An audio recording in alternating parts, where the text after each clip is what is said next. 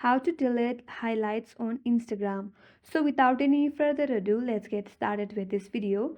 First of all, on your mobile device, launch the Instagram application, and after that make sure that you're logged into your account.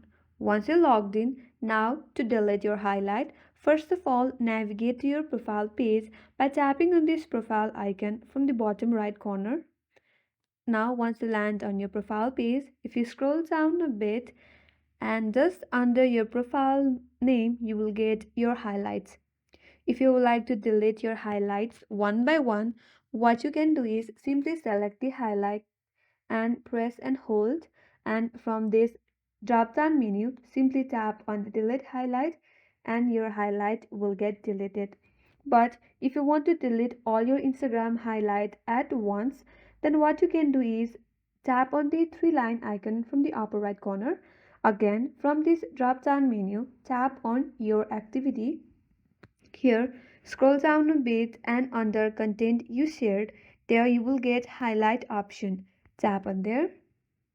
Here, all your highlights will be loaded. So you can simply select all of your highlights by tapping on the select option from the upper right corner. Select all of your highlights and simply tap on delete from the bottom of this interface, and all of your highlights will get deleted at once.